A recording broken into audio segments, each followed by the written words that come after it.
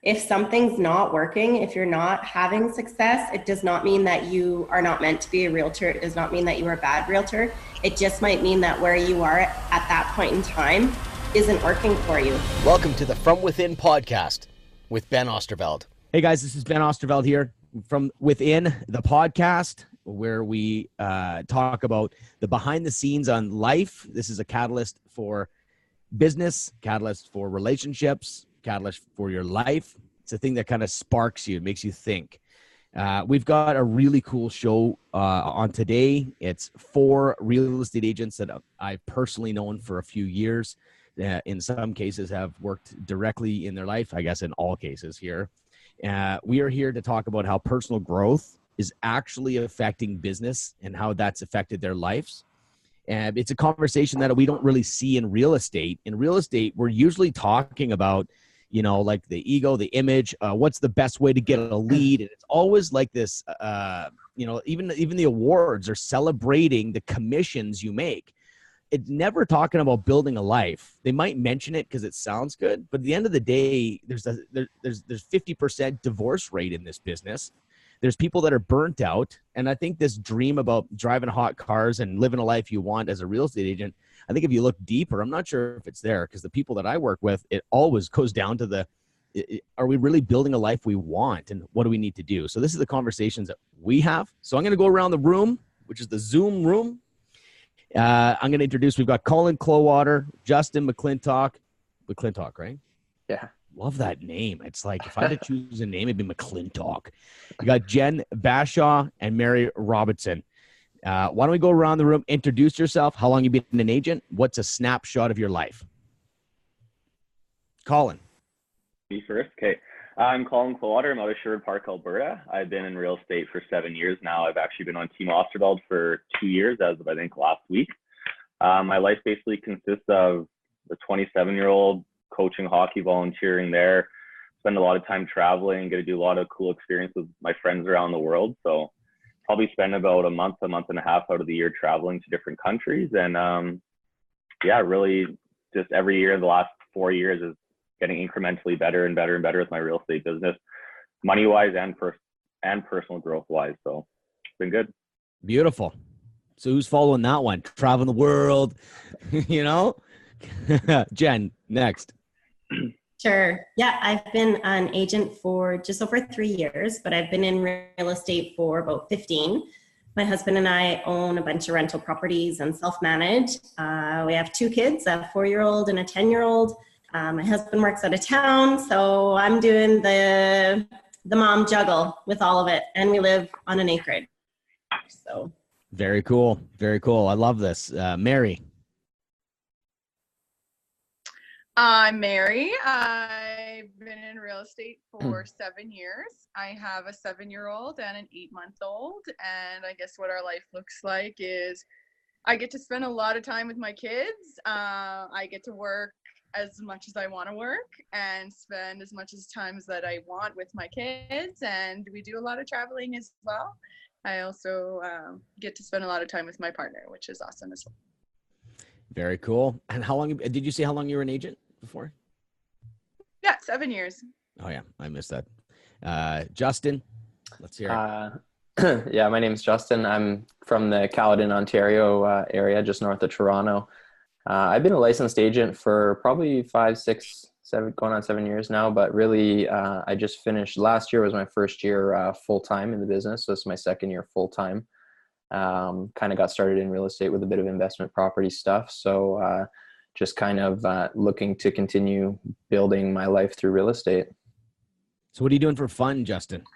I do all kinds of things for fun. I play sports. I play hockey, baseball, anything outdoors, really. Kind of, I've got a husky, so that keeps me busy outside, biking, kayaking, all kinds of stuff like that. Single, girlfriend?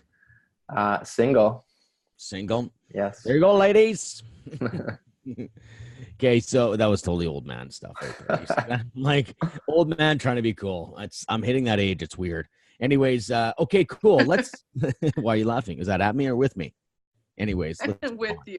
Yeah, right. Okay, so guys, I just want to say, I just want to ask a couple questions here. Let's just get right into this, okay?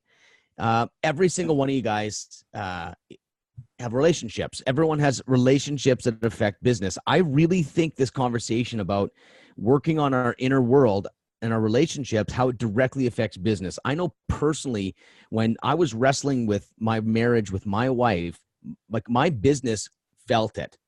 Like when I was sitting there wondering about like, should I divorce? And I went through this process. I'm just giving an extreme example is that the business gets deadly affected. My energy was different. Everything was different. I wasn't happy. And it turned out to be a real grind. I started getting anxiety. I started getting depressed.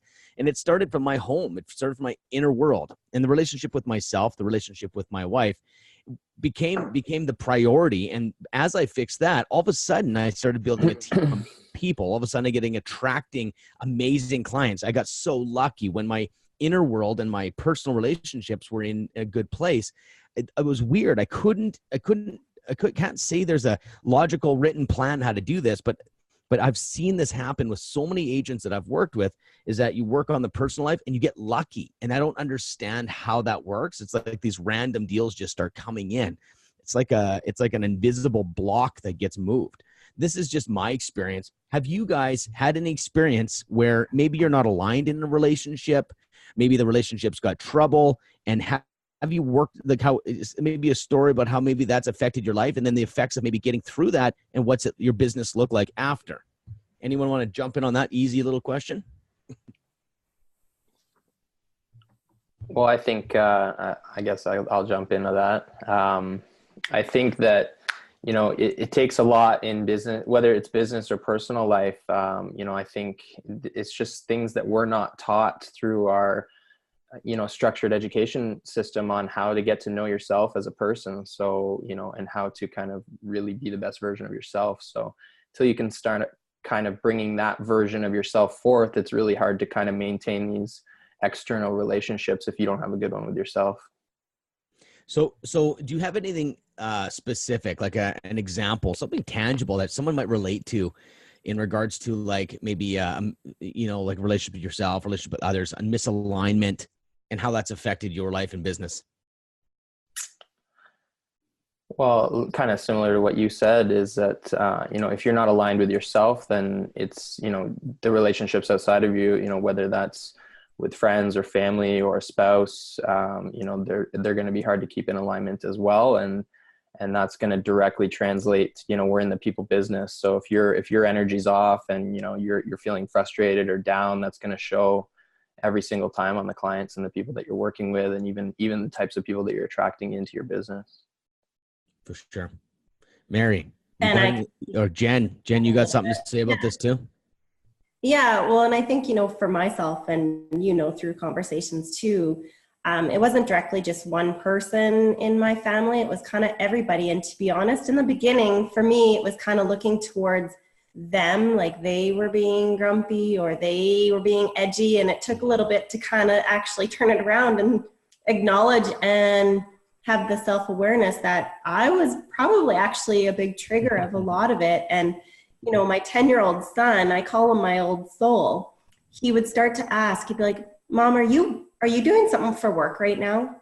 I'd say, yeah, why? He's like, because you're really grumpy.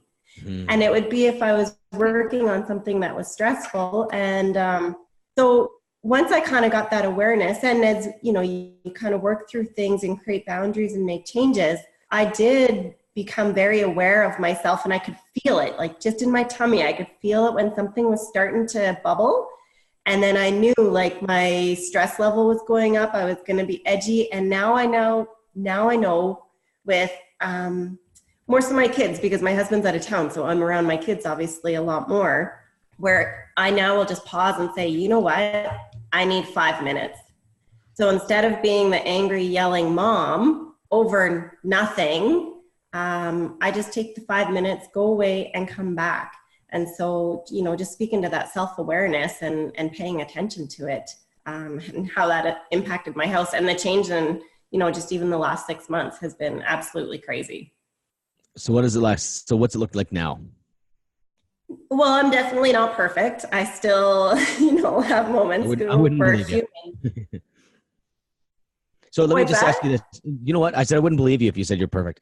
You know what, Jen, can I share about how, like, a little bit about our coaching, about what we went to. So you're like, oh crap, don't worry, I won't throw you under the bus here. Sure. You know what? When I met you, Jen, I remember talking to you, and it was almost like I would talk to you and you'd go instantly into beating yourself up. It was like this constant, like, we literally couldn't talk about real estate strategies, coachings for probably 5 or 6 sessions, because we had to, like, it was almost like you just had this internal game that was just like anything that came out of you was negative toward you. You're probably really nice to talk to and everyone else, but I think that's what your kids were feeling too. Can you speak to that experience? Like, when I was pointing out, like, I think you're a real bully to yourself, and I'm like, and you were like low on sales, you're not happy with home, the kids are frustrating, and I don't know how we slip into that over time, but it was almost like that had to be talked about before you could even pop like you are right now. So yeah. Anyways, yeah, go for it. Talk around that. Sure. Yeah, for sure. And to be honest, like, you said earlier in the call that you might not even remember. And honestly, it's kind of like that a little bit for me now, where I look back to that and there's a lot of stuff I can't really remember necessarily, but it almost felt like Groundhog Day, where it was just kind of like the same day over and over, and you get stuck in this rut. And yeah, for myself, I wasn't happy with myself. I wasn't happy with the way things were going. I was used to always being, very successful in the things that I had done, because I had a career before I did this. And I had a good couple years when I first started. And then all of a sudden, last year was a tough one. And I internalized all of it, and I took all of it personal, and couldn't get past that. And I think it was, just having someone external like yourself kind of poking some holes and creating some other perspective to help me kind of open the blinds a little bit and step back, and also, just to step up and start making some changes. And it was crazy how fast that turned around. Yeah, like you switched brokerages. We started looking at where you misaligned, right? I don't care where you're at brokerage wise, but it was amazing to how it just kind of got into, like, you were trying to make them happy, and like the internal battle, right? Of just like, well, I'm there already, I don't want to make anyone upset. We talked about honest conversations, and you changed you're maybe misaligned there, and having that shift. And then also, man, I had to tell you to be gentle on yourself constantly. And then I remember talking about your real estate business, and then you would always give me why it doesn't work, or like, well, it's, and it was almost like this constant pattern. So we'll come back to you, Jen. I think that's like, you've got some amazing transformation. The reason why you can't remember, because I think that's when transformation happened. Like, that's why having, if you go back to our recorded coaching calls, go back to one of the first ones and just watch who you are. It's amazing to do that, because we forget once you have transformation, you literally morph into, like, from a caterpillar to a butterfly. You forget what it's like to be a caterpillar. I was talking to you, Justin, when I first started coaching you, versus now you're like, I don't know, I haven't hit the highest success marks. I don't know, being on the podcast. I'm like, dude, success is not just measured by commissions. That's what real estate companies want you to do. You know what I mean? It measures on internal happiness, measures on being aligned, waking up in the morning and loving living. Mm-hmm. And I remember that transformation that you went through as well, where there was a few different things that were misaligned, and we just lived like that. You know what I mean? Do you remember those days? Absolutely. So Mary, I think you got something to say on this as well, on relationships affecting your business.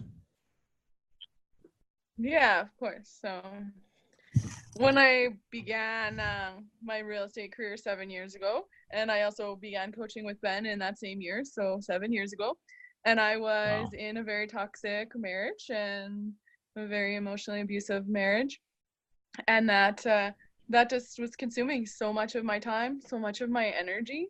It's hard to even think how I accomplished anything else in my life. And, I was still parenting. I was working. I was, still managing 2 careers, but my energy was probably non-existent. My happiness was certainly non-existent.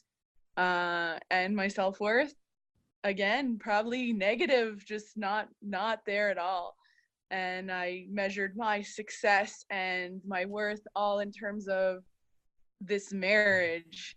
And that really, really killed me in so many areas of my life. And talking about that alignment, well, that was something that I knew wasn't aligned and that I knew wasn't healthy, but I couldn't bring myself to, I just don't even think I had the energy to muster up to actually leave and fight the battle that would take.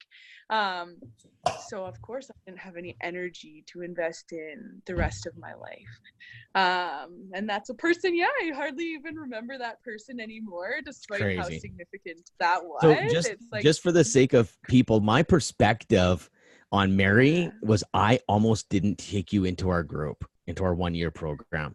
And I even talked to my wife. I'm like, I don't know about this Mary girl, but I like her so much because she was raw and honest and like swore all the time. And there's something about you that I felt like there was some magic in you. And I was like, because you were like, nope, I'm not doing that. It's like, okay. Like, I didn't know if I could get to you.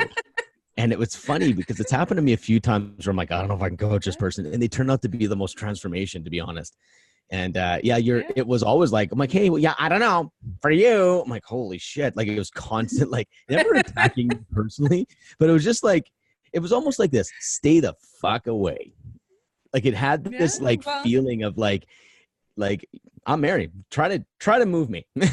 Like, and that is, now you're like some princess who likes unicorns and things like that. So it's like you're totally different. But so again, it was misalignment in a relationship, right? I don't know if you can read that. Yeah, there you go. So it's a picture, a picture of a unicorn on her mug. It so was misalignment, and I think that part of me that I mean, I still get that way sometimes. That Mary, but.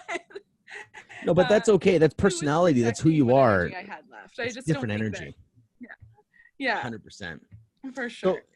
So, So you said something interesting, and I wouldn't mind if anyone else wanted to jump in. You said you measured your self-worth according to that relationship. Yeah. Like, can you? I did. Like, what does that mean? So I really felt like I would be a failure. I guess I got married really young because I really wanted this dream, where you're married for 70 years, you have a long marriage. I got married at 19 and that's what I wanted. So the fact that I knew the problems in my marriage weren't things I could solve and weren't things I was at fault for, but the fact that I couldn't, almost like I wasn't enough for him to be a better person. I wasn't enough to make him change. I wasn't enough to make him love me the way that I loved him. So in some degree, I must have failed here, and that people will view me as a failure for leaving. And I truly felt that even at that young of an age, as I said, I got married at 19. I was worried that will anybody want to ever be with me again? After I'm divorced, even though, you're young, you're successful in your career, and that's these other things. And you're saying that's the result of putting self-value in something external, right? And that's where the chaos happens if that breaks down. So anyone else, how do we measure our self-worth? It's a weird question. It might be pretty deep. What do you think, Colin? I don't know. I think in my life, I've compared myself to a lot of like role models and people that are around me. And sometimes my self-worth can get down because, my roommate, my cousin I live with is a very successful entrepreneur. And, it's like, he's like really, really high up there. So comparing that, sometimes you're just like, oh my God, like that's so far away. I'm not good. I'm not that great. But it's like, you're looking at somebody else that's like 1 in a billion kind of thing, doing what he's doing. So I find that like a lot of times I externally compare myself to other people and it could bring down my self-worth. But then I kind of got to look inside and I look more of like how I've come, like where I was last year to where I am today, to where I'm going to be next week, to things like that. And then it really helps me realize, okay, like the ball's rolling, like things are moving. It might not be moving the same way somebody else is in the same direction, but it's moving for me for sure. That's really cool, man. That's like hits me, man. That's really cool. Justin, what do you think? How do you measure your self-worth? I think that's different for everybody, right? It's kind of like, what is success to you, really? So That's why we're asking I you. think What is yours? You're an really, intuitional thinker. It's hilarious understanding personalities. We both know this because intuitional communicators communicate around the topic, and and then the sensing personality type goes directly at the topic. Anyways, we've all talked about this kind of stuff, but yeah, me and Justin love the personality stuff. But yeah, you're doing that. You're going around it. So what is? How do you measure self-worth in your today? Like things change, Justin. Like there's yeah, lots for of sure. stuff. I would say really kind of for me right now would be my level of internal peace, to be honest. Just satisfaction with where you're at, and forgiving yourself for not being where you think you should be. So letting yourself off the hook will lead to maybe a little more self-worth. Is that, or Yeah, absolutely. it's beautiful. Jen? Yeah, I think this is such an interesting topic, right? We hear it all the time. Lots of Instagram memes, like love yourself and all this. But like when you actually look at the practical side of it, the effect on your business, your life, your like 10 years go by and it's gone. Like we need to talk about this if we're going to enjoy the 100 years we got on this planet, so how do you measure your self-worth, Jen? Yeah, for sure. And, I don't know if I fully thought of it, previously, but now, honestly, it's very similar to what Colin said. It's just comparing myself to who I was yesterday and, getting rid of that judgment. You have a bad day, then whatever, you pick yourself up and you start again tomorrow. And what I've really learned too, and this is where, I think it's been almost magical, is again with my kids, where I see them, my 10-year-old, where he now is the same way, right? Like he was just going through some pretty, for him, intense like hockey evaluation stuff for this team that he really wants to play on. And, it may or may not happen. And one tryout he was, really sad after. And then last night he was like, Mom, it's like, what I thought of the whole time? And I was like, oh, what's that? He's like, Paw Patrol. I'm like, what? He's like, yeah, you just do your best and you forget the rest. I'm like, wow. Yes. That's right. But that's kind of the technology and how we are talking now. And we're just so open with it. And you know what? You make a mistake. Honestly, I had one of the biggest blonde moments yesterday possible. I'm not going to tell you it, but it's one where he's like, I want to know. None of this. I'm not going to tell you. I want to know exactly what this blonde moment was. You can't just be like, I know something and I'm not going to tell you. Just, Yeah, I'll go put that on my Facebook status. Oh my God, it's so embarrassing. And I'm going to it's probably not. What do you got? Oh no, it's bad. My daughter's been sick all week, so I'm going to say that's part of it. And I have a sinus cold. So my son is playing spring hockey. I don't know them all that well because it's only been like a month and a half in, but we see them every weekend. Yeah. And so we're standing there after the practice and I'm chit-chatting with one of the dads or this evaluation. And he asked about, oh, well, did your son try out for this other team? And I was like, oh, no, he didn't. We decided to go with this blank team. And I'm standing there looking at him and I'm like, that's right, because we're on the same team. Like, that's not like, bad. Oh, that's bad. That's not like, bad. I totally, you can see the shit I do. Bad. Oh, no. Yeah. Okay, well, that's bad for you. Like, so the world came crashing down. You You know what's funny though? What? Like 6 months ago, that would have eaten me up. Like honestly, like to the point where I probably would have felt like throwing up. My son is mortified but laughing. And I just said, I was like, you know what, bud? I'm like, I can't change it. It is what it is. I apologized. I laughed. You know what? That's really cool, Jen. It's funny, the littlest things, right? From the external looking in, like, oh, that's not a big deal. But internally, it's massive. And so I think that's really, really cool to realize that, right? People go through those things and we all have that, like, oh man, why did I do that in that conversation? And you know what I mean? Like everyone has that. It's about how fast can you let that go? Yeah. And really, that's where you're. And I think it comes down to what was your intent, right? My intent wasn't bad. It was just, I had a really bad goof and it's done. So let's talk about something else. Blind spots. Okay. Blind spots have been something that I've realized in people, myself. It's kind of like the opposite of personal growth. Personal growth really shines an honest look at who you are, and then that challenges you to be yourself. That's really what it is. And you know, have the peace of mind and be happy with who you are. Like personal growth gives you that. But have you guys ever ran into blind spots in your business, in your life, that later you saw it and you're like, holy crap?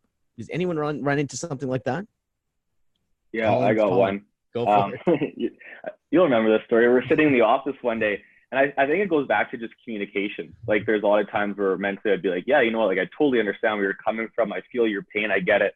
But I'm not letting them know that I understand them. So it's a blind spot of communication and showing that I understand, where some lady was going off and upset about this, upset about that. And I remember we had her on speakerphone. I'm like, I don't know what to do. And you're like, she's getting madder and madder, though. I remember she's getting more mad, and you're solving every problem. So it was like, well, this has happened. You're like, done, solved. Well, this has happened, done, solved. All done, solved. And you're doing what women would say, the guy thing. And you were solving all her problems. Like, no problem. You know what? The lawn wasn't mowed when I moved in. No problem. I'll mow it. Well, this wasn't happening. The windows, I'll do it. And it was just, she was getting pissed. Anyways, go on. So I'm just sitting there being like, what am I doing wrong? Like, everything she wants done, I'm getting it done. And you're like, just tell her you understand. Just tell her you feel her pain. Like, you understand where she's coming from. You get the frustration. And it was kind of like that light bulb moment where I'm like, you know what? I totally understand where you're coming from. Like, that would piss me off too. And then she went from like a 10 down to like a 2. And it was like, holy crap. It's just that blind spot of like acknowledging, I totally get where you're coming from, not being like, oh, here's how to fix it. Because they don't want the solution. They just want to be heard. That's like, yeah, here we go. All the girls, Jen and Mary, are like, oh, yes. Oh, yes. Colin Colin's learning how to have a relationship with women. So, Mary, why don't you speak to that? You were almost hurting your neck nodding on that one.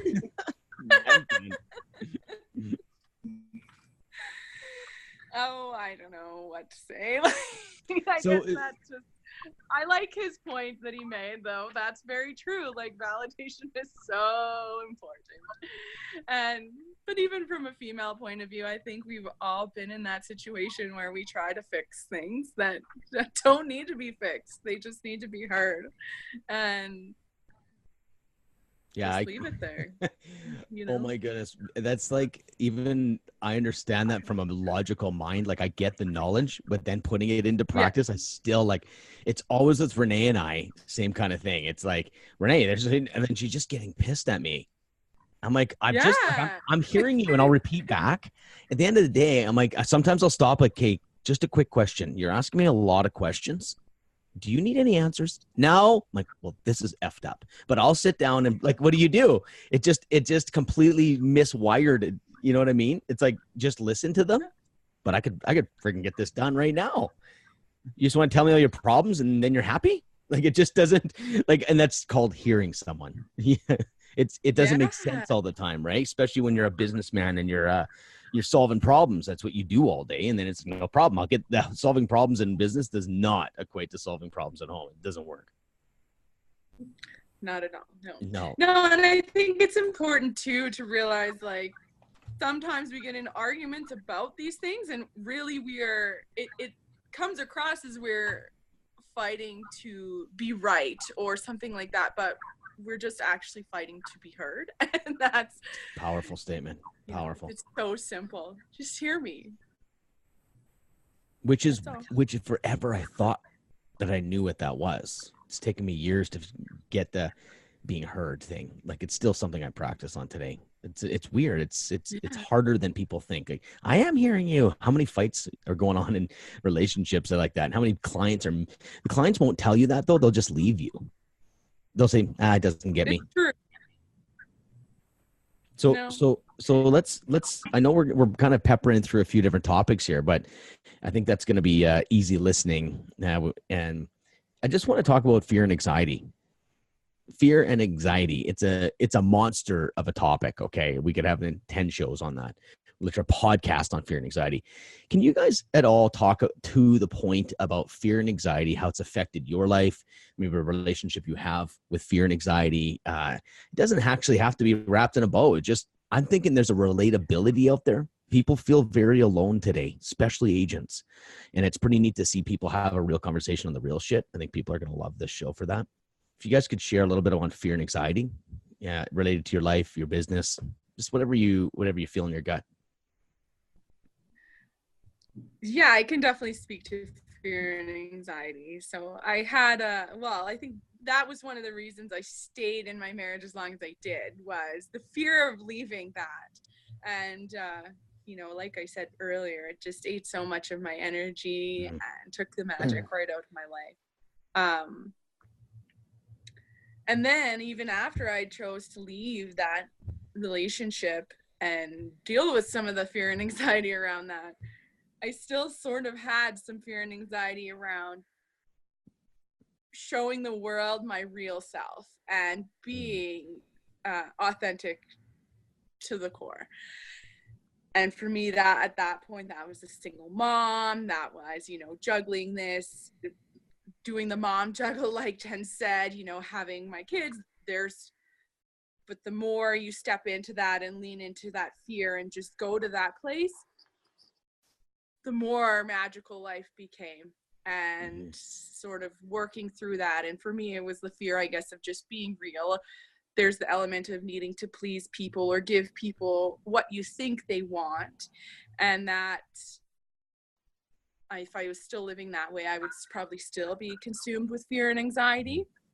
It's But interesting. instead, A couple things that you said were fear and anxiety kept you in your misaligned relationship. I just wonder about the pattern I just kind of saw. Fear and anxiety, could it equal being stuck? Absolutely. Interesting, hey? So could we look at where we're stuck in life and break it back down to fear and anxiety?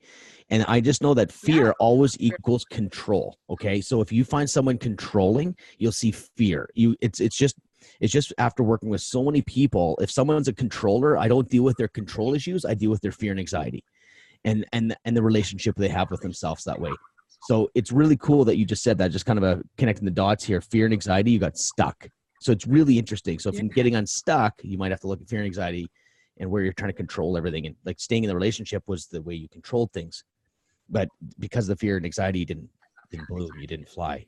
So Justin, what do you think about fear and anxiety in relation to your specific life? I think I can relate to Mary on that one in a sense of just the sheer control fear can have over your life when you're living from that base emotion of fear, and you're basing every decision on that, and just how much it can hold you back. She talks very much about, you know, coming out of that relationship and being afraid to show who she was. But I think a lot of the time when you're stuck in these relationships is that when you get out of it, you have to kind of go through a rediscovery of yourself to even figure out who that is before you want to put that out there, because you take on so many things while you're within these unhealthy relationships, right? That just aren't you. So Justin, I've had the privilege of working very closely with you it's different when someone works with someone for a month or so, like an entire year. Like we run into like the highs and the lows. You really get to know someone when you fight me and I got to fight you back. And then it's like, like there's the whole process. And can I share a little bit about where you used to work and being stuck there a little bit? Yeah. So what was it, Toyota or Honda? Honda. Okay. So you were working in the factory at Honda? Mm-hmm. Yeah. So Justin hired me as a coach, and he was trying to start his real estate career and work full time at a factory. So it's almost an impossibility to get traction while you're working. It's very difficult, but he was very committed. And the thing is though, after a few months, it was like every time we talked, he goes, I'm going to be quitting here as soon as I got enough money, and I never really went into, my gut was tingling. And I'm like, how much money does this guy actually have? How much is it going to cost for you to leave? And we started breaking down some facts, because the story we start telling ourselves reinforces the fear and anxiety to remain stuck. And so that's why a lot of people don't want to get real, because their story gets exposed and people might just go, that doesn't look right. That's not true. And so that's what I did with Justin. I said, well, why don't you quit your job? Like, what do you really need? What are your expenses? And it was very difficult conversation. We're talking, do you remember that, Justin? Of course. So why don't you give your perspective on that? I think that'd be cool to hear your story on how, and I'm curious to see how you see it now, years later. Well, it's, I think it was early spring of maybe 2017. And my goal was to quit by January of the next year. And you were like, well, hold on a minute. And we figured out what it would be for 3-4 months expenses, and how, you know, if I really needed it, I had that safety net already, and which was a line of credit, a big fat line of credit if you needed it. Yeah. And you're like, I need like 6 to 8 months. And then it was like, and this and that. And then it's like these weird years, like, Yeah. oh, in 5 years, as soon as I hear a long date, I'm calling BS. Because it's like, oh, January, I'm quitting. I'm like, it sounds like an old story to me. Like, it didn't sound like a real plan. It sounded like an old story. I had to find the truth in it, right? Yeah. And well, and the funny thing is like, that's, you know, the unknown is kind of, you know, where the magic happens is when you kind of take that leap and you have no other choice but to survive. And then that's all of a sudden when it starts coming together, right? So for sure. I mean, if you want it to. Yeah, for sure. We get ourselves in the way, right? I just remember you finally pulled the trigger because we looked at it and we're like, you got enough money for like 4 months. Can you? And then you showed me your expenses. I'm like, that's it? That's all you need to make? It was like, dude, you could sell like 2 deals.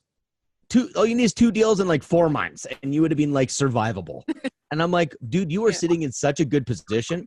Like people jump with no money and they have to pull it off. And it was so cool to see that transformation. But what happened, Justin, when you made that shift, how many other things shifted?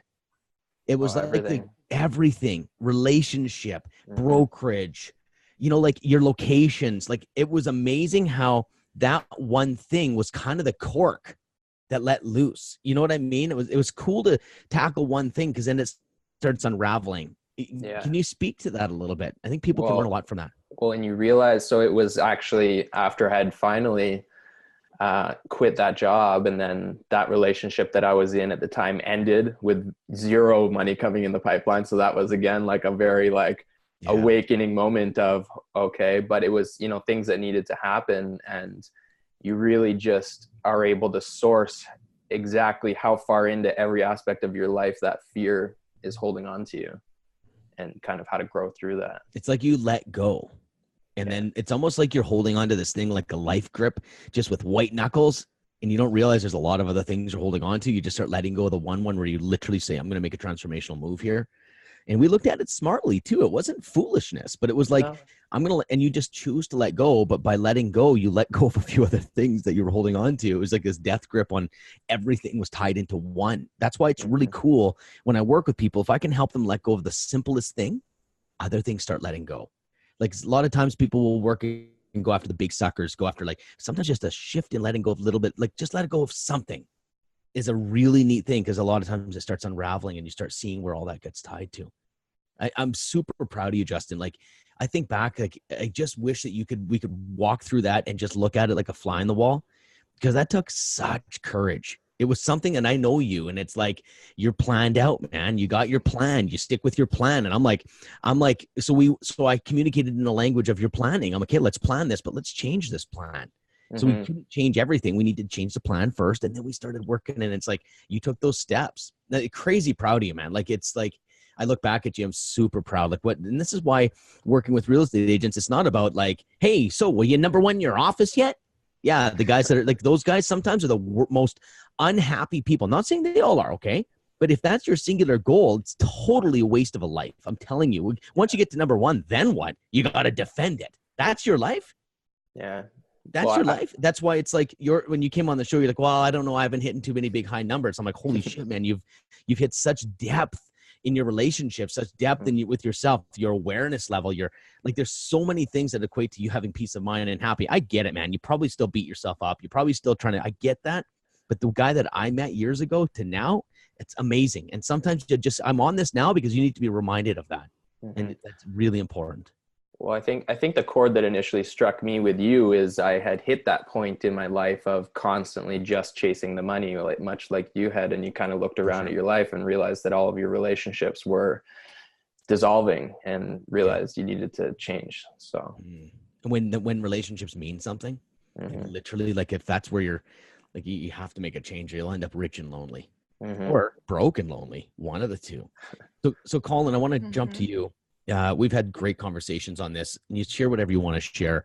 But when it comes to fear and anxiety, you know, like you're living the life, dude. You're traveling the world. You're probably in relation to like expenses versus income. You're probably better off than most of society for actually how much money you keep in your pocket versus how much goes out. So sometimes we always look at how much people make versus the expenses versus the how much money you bring in. Like you're sitting pretty. Why would you have fear and anxiety? You're doing good, man. You're going to Burning Man. You're having this great life. Like fear and anxiety must not be an issue at all, right? You're living free, right?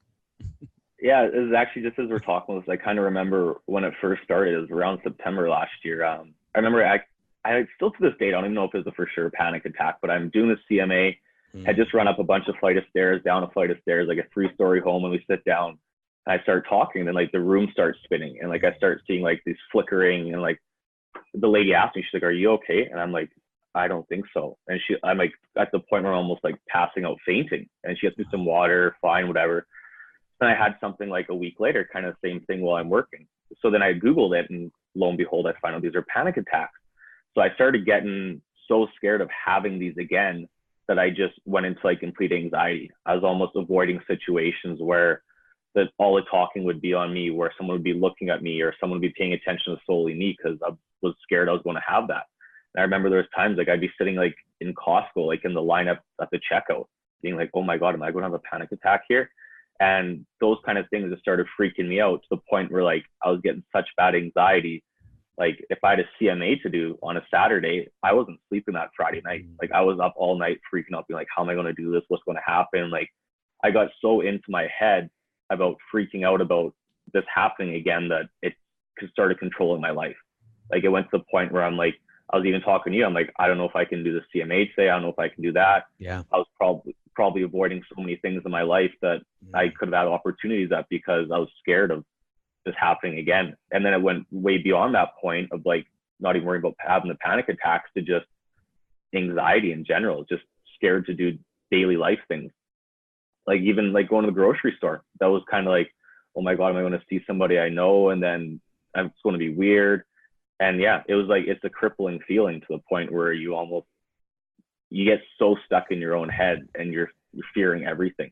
Like I'm thinking back, like, what the hell's going on here? Like 2 months ago, like I could stand up in front of 100 people and make everybody laugh and not blink an eye or have one goosebump of nervousness. And then here I am, like in a crippling state where I just didn't know what to do. But it's actually funny because I went on this trip to Costa Rica. I just was like, "Hey, I need to get away." Work was really busy, whatnot. And I remember like laying in bed the night before. It's like 2 a.m. My flight leaves at 6 a.m.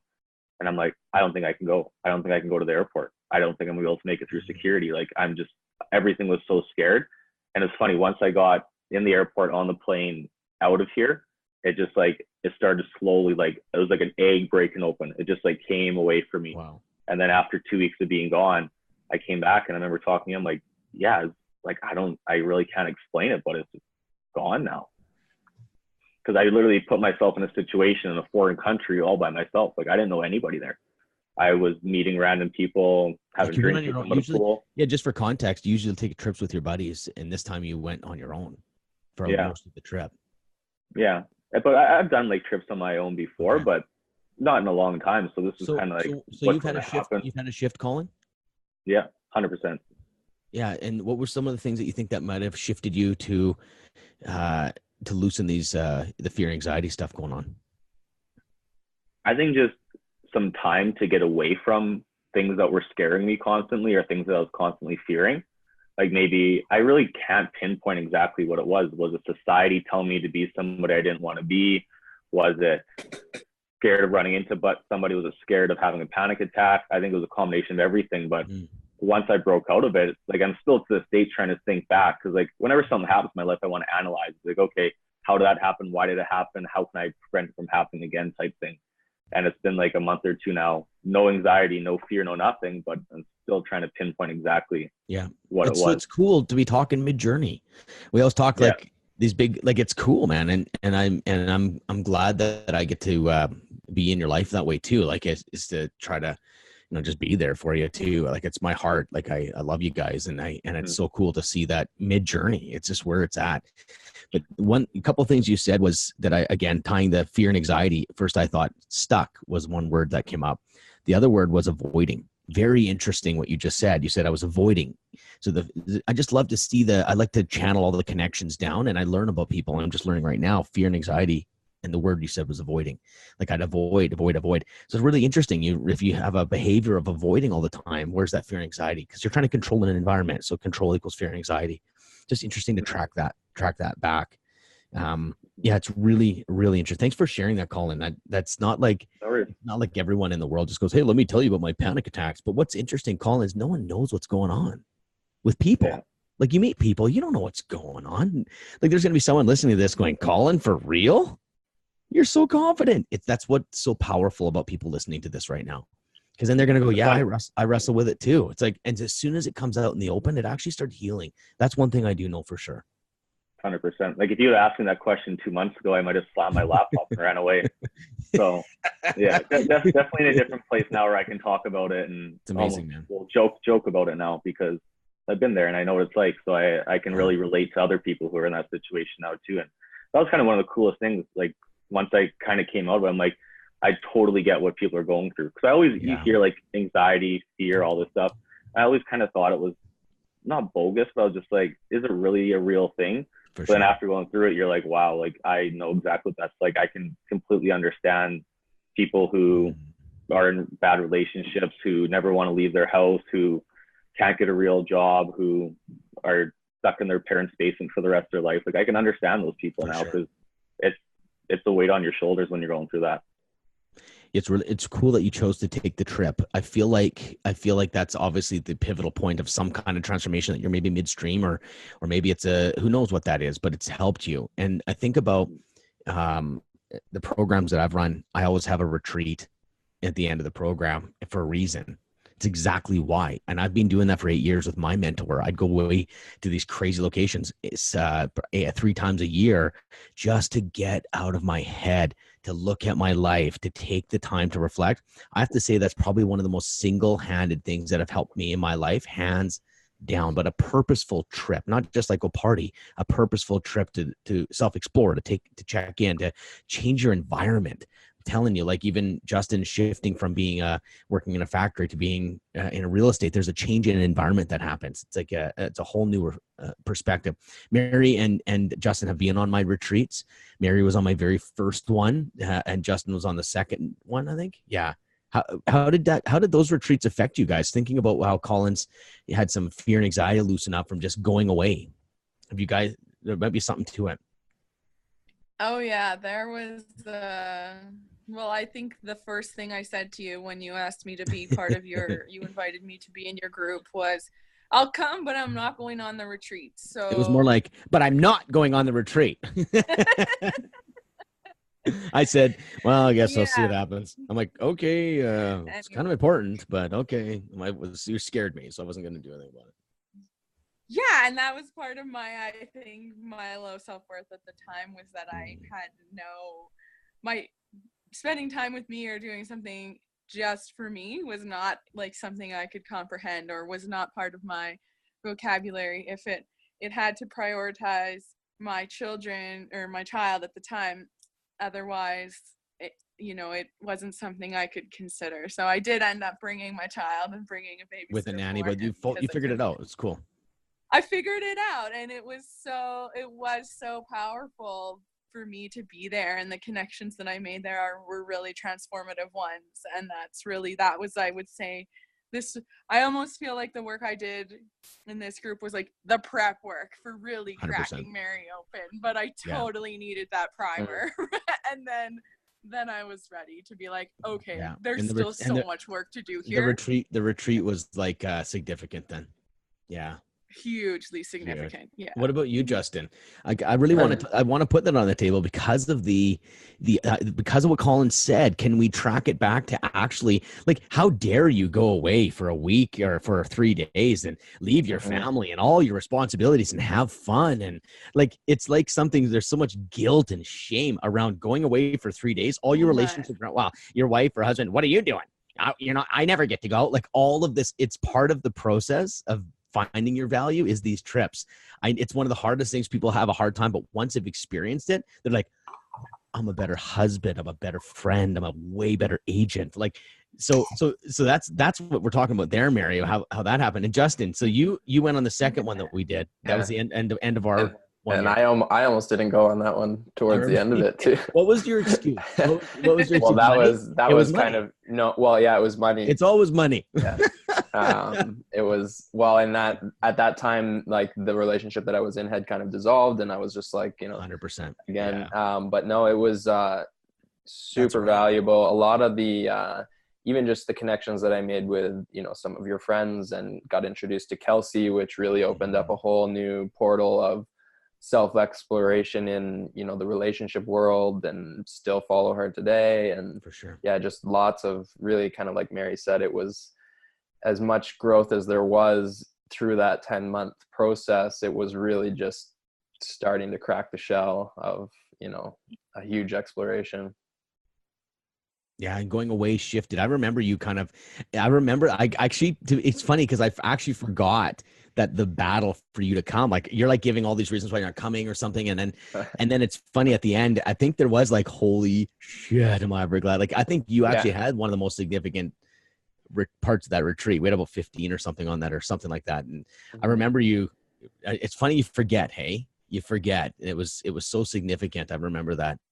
That was so cool. So I think that changing your environment is a really interesting thing. So let's shift this back to real estate a little bit now, because I know there's a lot of real estate agents on this in like understanding how personal growth has affected us. I think everything comes back to relationship with yourself, relationship with your others, and relationship with your business. So what's your business look like right now? Can someone just maybe give me a little snapshot of the real estate business, what you guys are doing? Jen? We'll start with Jen. Sure. So I don't really know exactly, the specifics you want to hear, but in terms of my business compared to last year, I surpassed last year in my first quarter. And that for me was huge. And I did that. I think, a lot of it was just kind of pulling it back to basics. What I also think is so important as a realtor is don't compare yourself to anybody else. It's so hard because as soon as you go on social media, that's all you see. You see what others are doing. And I know myself, for a while, it was such a time waster, but it was always, well, I should watch, because if they're doing that and they're so successful, then I should be doing that. So I'm going to try to do that. And then I wasted a whole day trying stuff and actually accomplished nothing. And spent a lot of time wasting time. And so one of the biggest things now for me is, I hardly go on. I'll go on because I realize I need to have more of a presence. I'm more of a closed person.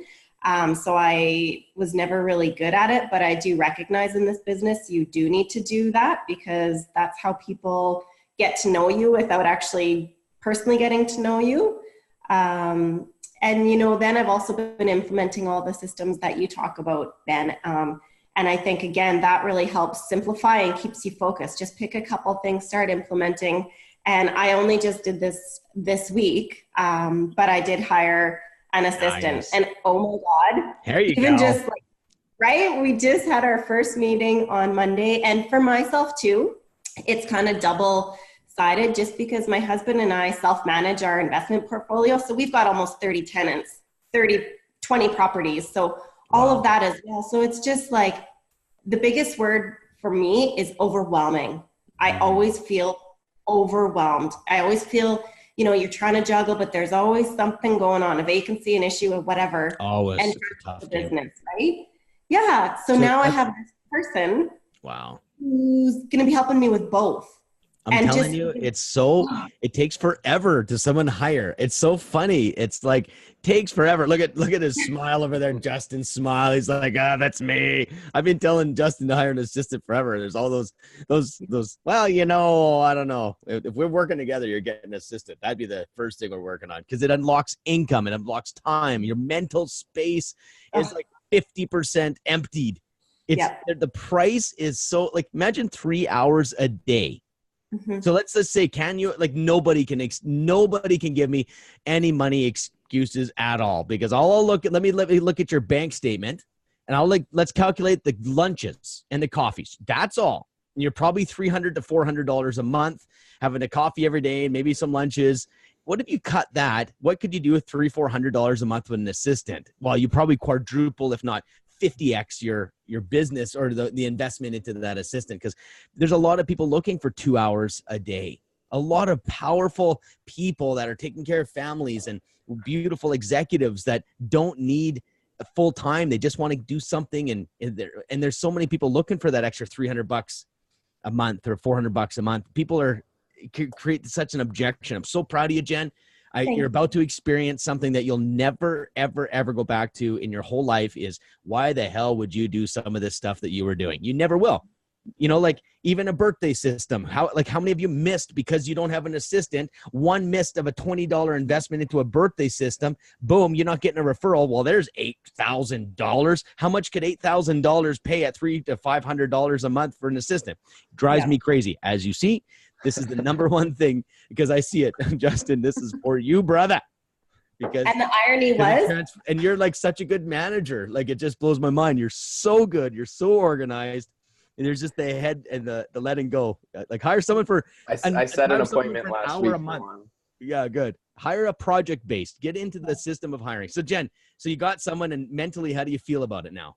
oh my God, like honestly, it was just like after our 3-hour get together, and I'm definitely like, I'm like that too, where it was, well, I can't do it yet because I don't understand exactly how it's going to work. And how does that impact taxes? And what is this? And all the details, right? And those were my excuses. There you go. Self-awareness. For not doing it. Yeah. I felt like it was me just trying to gather in information. And then it was also too trying to figure out what to pass off. So that's obviously a control piece too. But honestly, after Monday, it was just like, oh, like felt so freeing, like a huge weight off my shoulders. And the irony was, she had, because I said, okay, we got to start with my contact list, birthday list. That's what we're starting with. Yeah. She's like, and I said, just shoot me a text like a week before someone's birthday. That night, she's like, Jen, it's so-and-so's birthday tomorrow. I'm like, oh, thank you. So what's that worth? What's that reminder worth? Right? I know Adam on my team just went out and competed against the listing. He didn't know he was competing. He thought it was a past client, okay? He thought it was locked in.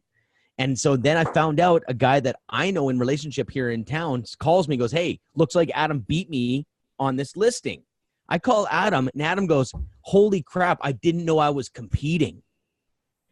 But he goes, I kind of stayed in touch with them, but the birthday gift kept them in the loop. And then he ended up getting the listing, but that birthday gift would have gone out if we didn't have the systems in place. So that's going to be thousands of dollars that worth. It doesn't make sense, right?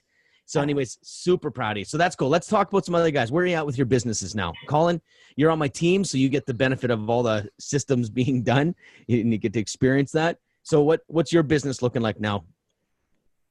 Easy. I got to focus on just building relationships with clients as I go out there, doing open houses, do the money-making activities. And I mean, being a J personality, like I didn't mind the paperwork. I don't mind doing that kind of stuff. Like I love having a list of things to do and ripping through those and checking them off. So I kind of get a sick satisfaction from that sometimes. But at the same time too, when you're out showing 10, 15 houses a day, 7 days a week, doing open houses, it's nice to not have to worry about that kind of stuff, because that's even booking showings like the next day. How do you do that? Yeah, exactly. And it's like you hit the nail on the head. Mind space. It opens up mind space where you can finally detach from work for a couple hours. You can get to bed 2 hours earlier, wake up or sleep in an hour or two earlier, and not have to worry about that kind of stuff. So it just, like I said, makes the money making activities flow a lot smoother, and don't have to worry about that kind of stuff.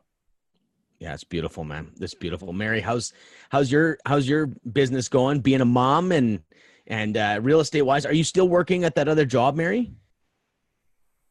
Well, not right now because I'm on maternity leave from it, but no, I do still have another career as well. But for me, that almost is the balance that I love, because it really serves another part of my personality. It's more of a passion job too, though. Like, just to be clear, it's not like it's a huge passion job. Exactly. It is. So it gives you the ability to actually do that. So It does. No, it does. So it keeps part of my fire alive in my heart, which is important for me. And it also, I must say, it has brought me a lot of clients through just people that I work with as well, and referrals that way. So I guess for me, the biggest thing for it right now is my business is 100% referral based.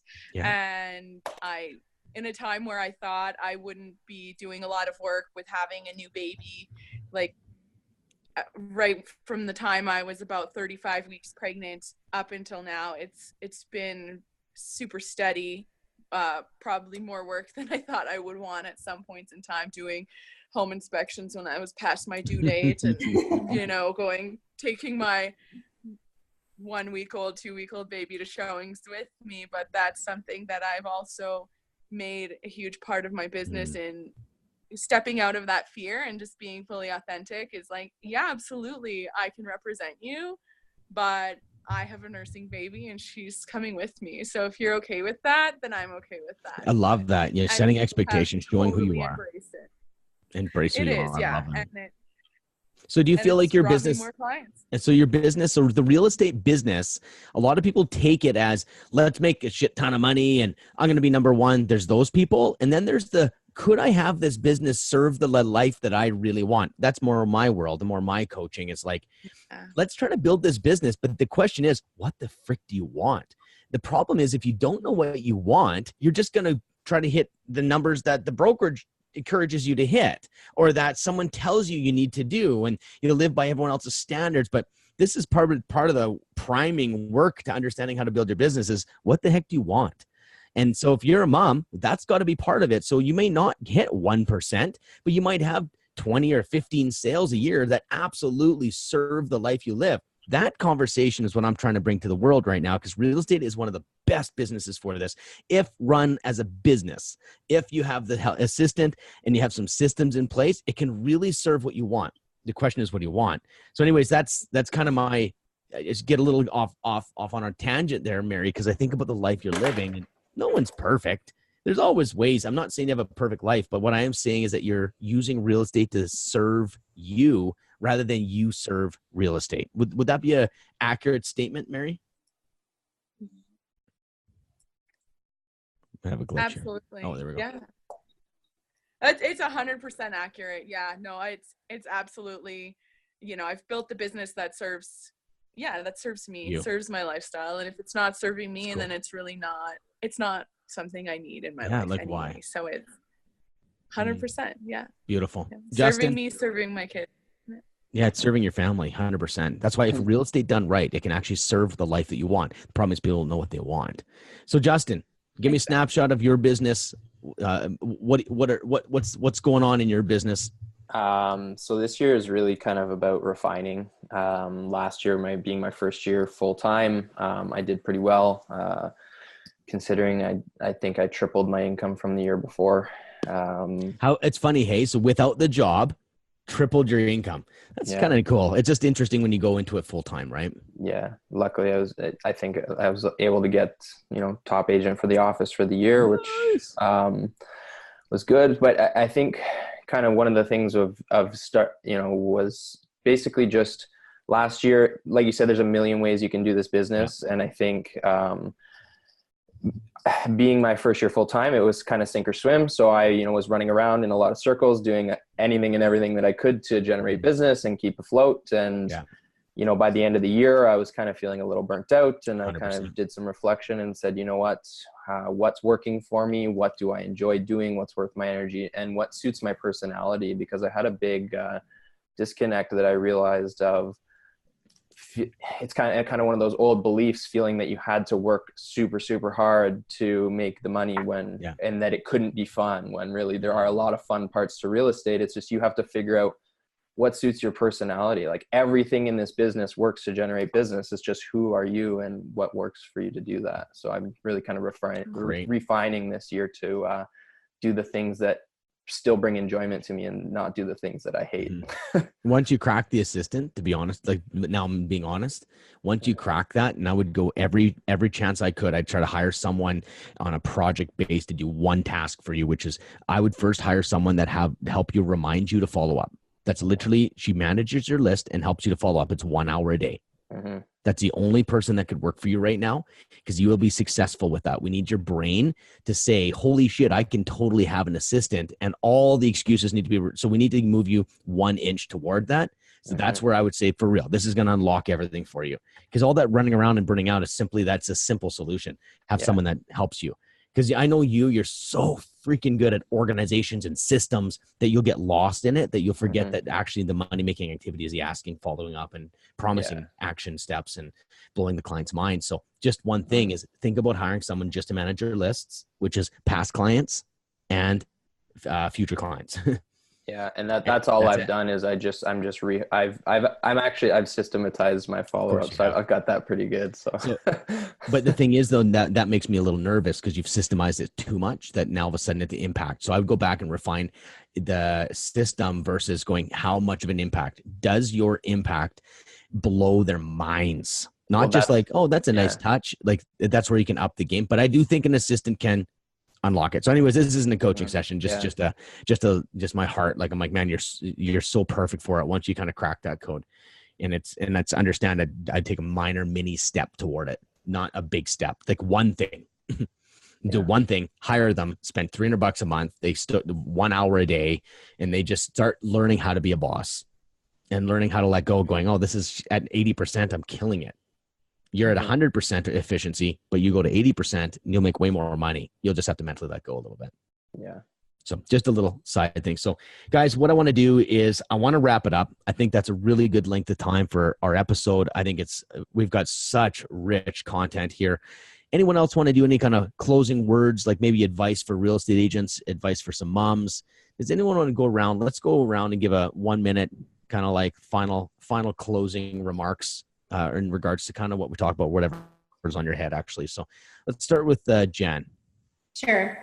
And it's kind of interesting because I did have this happen after I made some of my changes, just through coffee chat with another realtor that I knew had only been in it for a few months and was ready to quit, and kind of was just like myself, right down, beating herself up. I'm not good at this. And so my biggest advice would be to just, be aware. If something's not working, if you're not having success, it does not mean that you are not meant to be a realtor. It does not mean that you are a bad realtor. It just might mean that where you are at that point in time isn't working for you. And I was even like that too, where I just was naive and didn't really realize there was other options available to me. So that would be my biggest advice. If it's not working, reach out to others, someone you feel comfortable with, or explore other options, have conversations, because you know what, I really think that most people probably could. They just have to find the team, the environment, the systems that work best for them. Cool. Colin. One thing, actually, I just noticed it today, and I was just reading on Forbes' website this morning that Instagram's apparently taking likes away from pictures now. I don't know what the reasoning behind that is. They say they want more interaction because people that have low amount of likes on their pictures aren't interacting on the system as much. But just to add on to that, I see so many like younger realtors, newer realtors that are struggling, spend so much time on social media, posting about this, posting about that. And yes, you need to have a presence on social media, but don't put all your eggs in one basket. Like it's good to be out there and do this and do that, but I see people that have like 5-minute long Instagram stories of them driving around talking to nobody. Hey, it's your boy here. Like, no, okay, cool. No one really cares that you're just driving to get coffee right now. It's stuff like that. Like you gotta have a presence, but I feel like people are like, oh my God, if I can create this reality on social media that I'm a good realtor, that I'm hustling, I'm killing it, I'm going to be a good realtor in real life. But I think that's the exact opposite from what I'm seeing right now. So have a presence, but don't put all your eggs in one basket. Good advice, Colin. Justin. Yeah, I would agree with that. For sure. I think one of the biggest things comes down to consistency, figuring out, like you said, make sure you're asking for business, figure out how you want to do that, and just set yourself up a schedule like it was a real job, and build some boundaries around your calendar of even scheduling things in for your personal time, because it's very easy to only focus on the work in this business. And you realize once you start factoring in your personal time back in and giving up a little bit of the work, you become more efficient and more consistent. It's really good. Yeah, schedule in your personal time, or else you get lost in the business. And that's coming from a guy that's flirted with a little burnout last year. So that's cool. That's cool. Mary? I think my best advice to give you guys, or to give anybody, is to just follow your intuition and honor yourself in this business. Don't sell yourself out. Don't go out there to please other people or be who you think other people want you to be. Just be you, and you will attract clients and colleagues who are aligned, and just do what really truly honors you, whether that's with your brokerage or with your clients. But don't sell yourself out for anything, not for a dollar figure or for another person. This has to honor who you are. Like amazing way to shut down this, it does almost mic drop worthy. Mary is beautiful. Anyways, thank you guys so much for being on here. Every single one of you, I have a deep place in my heart, emotionally connected. And I'm so proud of every single one of you. I get the privilege of understanding your inner world stories. And my absolute hope is that people would watch this, that would be inspired to build a real estate business that serves their lives, to maybe look within, find a little more happiness. It's simply what it is. There's so much more important things than just learning the new technique in real estate. I'm super pumped that we get to showcase that today. So thank you so much, guys. And that's it.